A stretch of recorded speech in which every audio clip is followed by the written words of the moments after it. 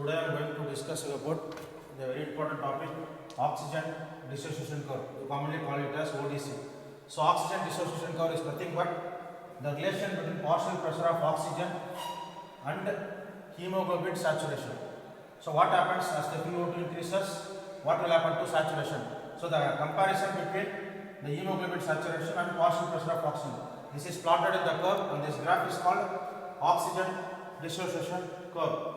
Now see here, when the PO2 is 95, so the PO2 of arterial blood is approximately 95 to 97.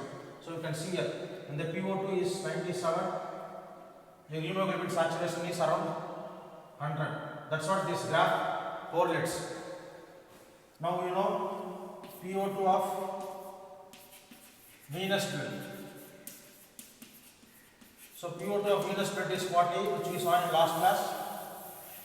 And when the PO2 of venous blood is 40, even then the hemoglobin is still 75% saturated. And even tissue PO2, that is also 40.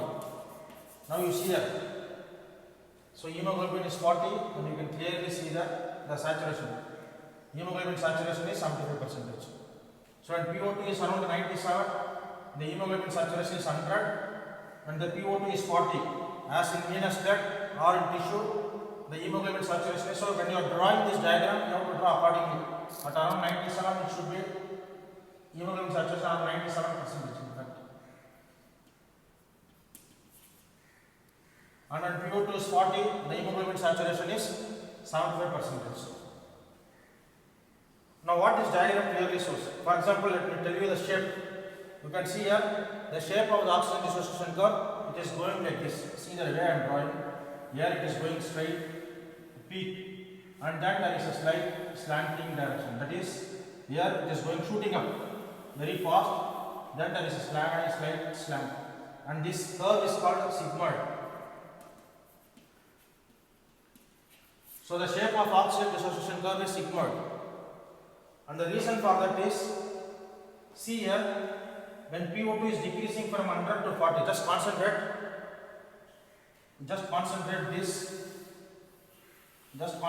this and this. So see here the PO2 is decreasing from 100 to 40. When PO2 decreases from 100 to 40, the hemoglobin saturation is decreasing from 100 to 75. I think I can even put this for you to understand. Yeah. So PO2 has decreased around 60 from 100 to 40, whereas hemoglobin saturation has decreased only 25 from 100 to 75. The reason, very very important point, please note it down. When PO2 is high, oxygen binds with hemoglobin, or hemoglobin binds with oxygen. When PO2 is less, hemoglobin releases oxygen. These 2 points you have to remember when you are describing about oxygen dissociation curve. So whenever PO2 is high, like in these hundreds, the oxygen will bind with hemoglobin. Whenever PO2 is less, the hemoglobin releases the oxygen. That concept you have to remember. Now as I told, the difference. Here PO2 is 60 difference from 100 to 40, whereas here the hemoglobin saturation has reduced only less. That is from 100 to 75. The reason is, up to here the hemoglobin is not willing to release oxygen very much. Now again you concentrate here, the next part. So this part now see here. Please concentrate. Now the PO2 is from 40, it is decreasing to 10. What happens to hemoglobin saturation? Now I will mark here 27. Yeah, just concentrate this. Yeah, see here. Please note it down. Here the partial pressure of oxygen is 27 mm mercury. The hemoglobin saturation is 50. Or from 40 to 27, the difference is only 13. 13. Whereas what happens to hemoglobin saturation? So see this and this. This only 13 is reduced. Whereas hemoglobin saturation is suddenly reduced more, 25. Again when you go from here, you see here, PO2 10, maybe this will be around 10. So above 40, it is a different scenario. Below 40, it is a different scenario. Very, very important, the reason for the sigmoid shape. So as PO2 increases, hemoglobin binds with oxygen. As PO2 decreases, hemoglobin releases oxygen. Very, very important point. Now again the reason I will tell you. Why there is a sharp steep rise here and there is a slow decline. The reason for sigmoid curve is once hemoglobin combines with oxygen, it forms HbO2, and this HbO2 will again combine with O2 to form HbO4. Like this the cycle goes. And you know each gram of hemoglobin carries 4 molecules of oxygen. Now concentrate, very important. For this reaction, the affinity may be less, the starting, but this increases affinity for this reaction. That is, hemoglobin binds with oxygen to form. You should take here. Initially, for example, when PO2 is 10, the hemoglobin saturation is almost only 10. That means your hemoglobin is without any oxygen. That you remember like that. When PO2 is 10, the hemoglobin is fully desaturated. But once the hemoglobin starts binding with oxygen, that increases the affinity for the next step.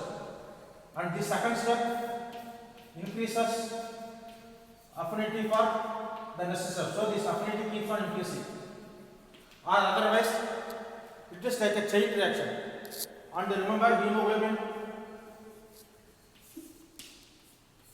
can bind 4 molecules of oxygen. So just remember, very, very important. Once the PO2 is done, maybe there is no oxygen at all. But once PO2 starts increasing, once this step occurs, hemoglobin binds 1 molecule of oxygen. Once this step occurs, this binding of 2 is increased, then binding of 3, then binding of 4. So because of this increased affinity of one reaction to next reaction, you get this peak curve. Very, very important. That's the reason for the sigmoid shaped oxygen dissociation curve. Now another important term, P50. So what do you mean by P50 is nothing but the PO2 at which hemoglobin is 50% saturated. So you see here, this is hemoglobin saturation and this is PO2. So just concentrate, the hemoglobin 50% saturated is occurring at PO2 of 27. So P50 value is 27 millimeter mercury. You have to remember. It is nothing. P50 is nothing but the PO2 at which hemoglobin is 50% saturated. So that's P50.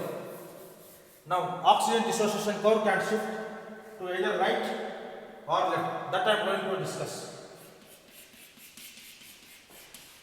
So this is right. And this is left. We call it as shift of oxygen dissociation curve. So now just concentrate again on the diagram. It will be a little bit difficult. When we call the curve shift to right, for example, you take what I mentioned at PO2 40. I will now draw it in blue color to distinguish. This is the normal. So when PO2 is 40, hemoglobin saturation is 75%. PO2 40 is nothing but tissue PO2 or even venous blood PO2. Now concentrate. When the curve is shifted to right, so what happens? This PO2 40 is there, but instead of 75%, it is coming to somewhere 60. So instead of 75%, this comes to 60. That means what? Hemoglobin saturation has decreased.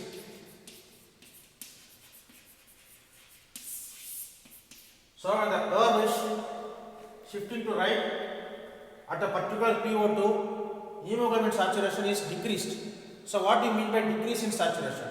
So decrease in saturation means the binding of oxygen is decreased. So it is increased oxygen delivery. To make it simple, as the name suggests, dissociation. So whenever the curve shifts to right, the hemoglobin saturation is decreased. For example, PO2 is 40. Here the normal curve is 75 hemoglobin saturation. But when the curve is shifted to right, maybe you can remember like 60. So what happens? The hemoglobin saturation is decreased, and because of that, oxygen dissociation from hemoglobin takes place. So oxygen dissociation from the hemoglobin takes place. So now, if oxygen is dissociated, it is advantage or disadvantage for the tissues. Whenever there is oxygen dissociation or increased oxygen dissociation, what happens? There will be, so oxygen is dissociated from hemoglobin. So what will happen to that oxygen? That will be taken up by tissues. So increased delivery to tissues. So shift to right causes increased oxygen dissociation, which causes increased delivery to tissues. Now what are the conditions? What are the conditions that will cause shift to right? One example so that you can remember easily: exercise. Just note it down. Yeah, exercise. So during exercise, what will happen? Your tissues require more oxygen. So during exercise, what happens? There will be shift to right. So during exercise, at the same PO2, what happens? The hemoglobin saturation is decreased, which is nothing but dissociation. Or hemoglobin is very ready to give oxygen, which will be taken up by the exercising muscles. Now for you to remember all the conditions. During exercise, what will happen to your body temperature? It increases. So during exercise, body temperature will increase. What metabolites are produced during exercise? Lactic acid, even carbon dioxide is being produced during severe exercise as a metabolic product. So increased carbon dioxide, increased H plus. For you to easily remember, I am telling, during exercise, your tissues needs more oxygen. So hemoglobin has to give oxygen. So dissociation has to take place.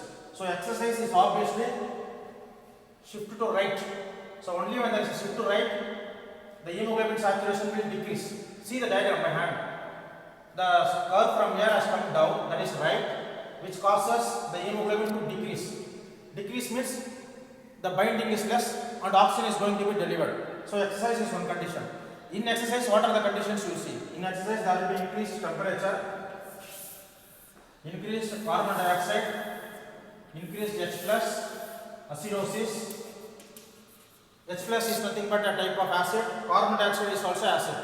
Even lactic acid accumulates during exercise, which is also acid, and 2,3-DPG, which is also one of the things produced in severe exercise. So why I am writing all these things? All these things causes shift to right. So the question will be asked: what are the conditions that cause the oxygen dissociation curve to shift to right? The answer is exercise, increased temperature, increased carbon dioxide, increased H plus, acidosis, increased 2,3-DPG. Now what will be the conditions which causes shift to left? Just you write the reverse of this. So decreased temperature, decreased carbon dioxide, decreased H plus, decreased 2,3-DPG. And one more thing you have to write: fetal hemoglobin. So now I am telling about left. Shift to left means just concentrate. At PO2 of 40, hemoglobin saturation is normal. This is the normal curve. At PO2 of 40, hemoglobin saturation is 75. Whereas when the curve is shifted above or otherwise left, so this is right, that is left. At PO2 40, what happens? Hemoglobin saturation is around 90. So what that means? Shift to left. That means hemoglobin is binding more oxygen. It is association. So shift to left is association, shift to right is dissociation, and you know the factors which causes shift to right, which is dissociation. And fetal hemoglobin, you already know the property of fetal hemoglobin. The main property of fetal hemoglobin is it has more affinity for oxygen than the adult hemoglobin. So fetal hemoglobin obviously causes shift to left. So these things you have to remember. And one more condition which I left out wanted is you have to think hypoxia. So what hypoxia will do?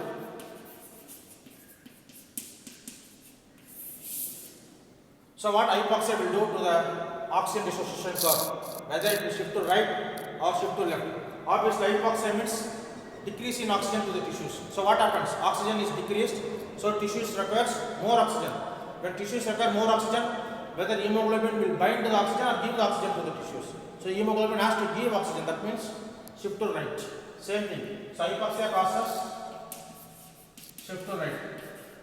So I hope you now understand about the oxygen dissociation curve, why it is sigmoid in shape, what are the conditions that will cause shift to right, and what are the conditions that will cause shift to left.